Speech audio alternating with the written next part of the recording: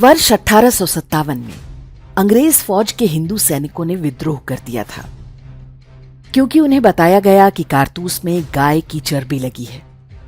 एक विदेशी आक्रमणकारी की ओर से लड़ रहे हिंदुओं का खून केवल इतनी सी बात से खौल उठा था कि ईसाइयों ने उनका धर्म भ्रष्ट करने का प्रयास किया है।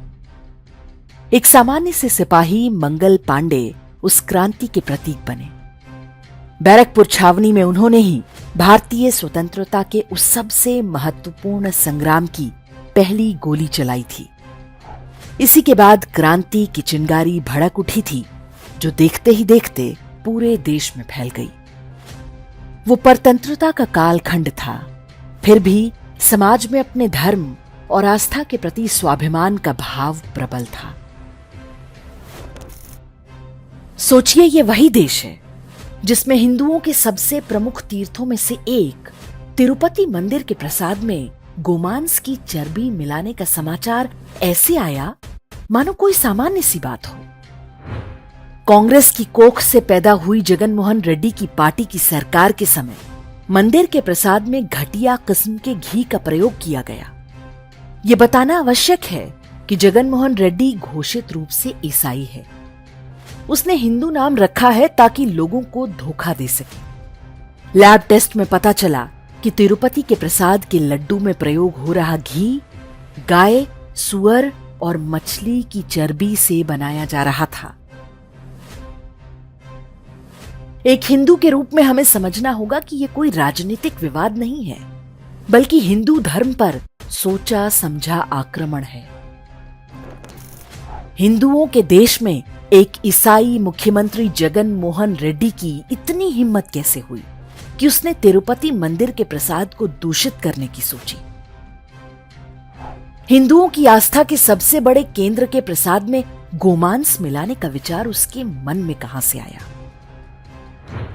जगन मोहन रेड्डी पर सीधा आरोप इसलिए क्योंकि उसने अपने रिश्तेदार वाई.वी. सुब्बा रेड्डी को मंदिर ट्रस्ट का चेयरमैन बनाया था।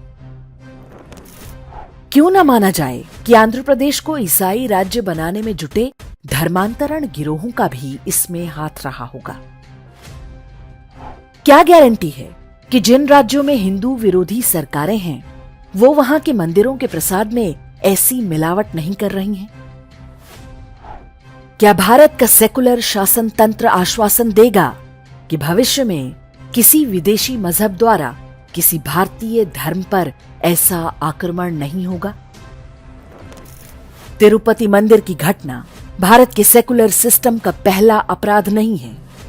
कुछ समय पहले समाचार आया था कि केरल के मंदिरों में श्रद्धालु जो गोदान करते हैं, उन्हें वहां का सरकारी ट्रस्ट कसाईयों को बेच देता है। मंदिरों की भूमि सरकारों द्वारा हड़पने, बेचने, बहुमूल्य सामग्री और कलाकृतियों की लूट, चढ़ावे का धन चर्च और मस्जिदों पर खर्च करने के समाचार आए दिन हम सुनते रहते हैं। ये स्थिति तब तक समाप्त नहीं होगी जब तक हिंदू मंदिरों को सरकारी चंगुल से स्वतंत्र नहीं कराया जाता।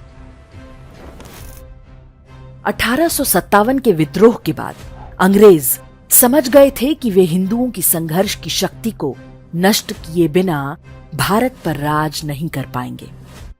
इसके लिए कई उपाय किए गए, जिनमें सबसे प्रमुख था भारतीय राष्ट्रीय कांग्रेस का गठन। एक अंग्रेज अफसर A.O. ह्यूम ने कांग्रेस पार्टी बनाई और फिर गांधी और नेहरू जैसे नेता पैदा किए गए, जिन्होंने अहिंसा और सेकुलरवाद के नाम पर हिंदुओं का ऐसा ब्रेन वॉश किया जिससे हमारा समाज आज तक उबर नहीं सका है। तब कारतूस में गोमांस होने की बात पर गोली चला देने वाला समाज आज मंदिर के प्रसाद में गोमांस होने की बात पर भी खुलकर प्रतिक्रिया नहीं दे पा रहा है। हम गीता में भगवान कृष्ण की शिक्षाओं के अनुरूप सत्य के लिए लड़ना सीखें। विश्व की सबसे प्राचीन सभ्यता के रूप में हमारे अस्तित्व के लिए ये आवश्यक है। मंगल पांडे से लेकर नाथूराम गोडसे तक ने यही किया था। हमारा धर्म हमें पापियों और आतताइयों को दंडित करने की शिक्षा देता है। जिस दिन हमने ये करना आरंभ कर दिया, विदेशी मजहबों और उनके षड्यंत्रों का सफाया होते देर नहीं लगेगी। तिरुपति मंदिर में हुए अनर्थ के लिए सरकारें क्या कार्रवाई करेंगी हमें पता नहीं, किंतु एक हिंदू के रूप में हमें अधिकार है कि हम दोषियों को दंडित करें। हमें उन संस्थाओं और मजहबों को सामूहिक रूप से उत्तरदायी ठहराना होगा जो इस घृणित अपराध के पीछे हैं।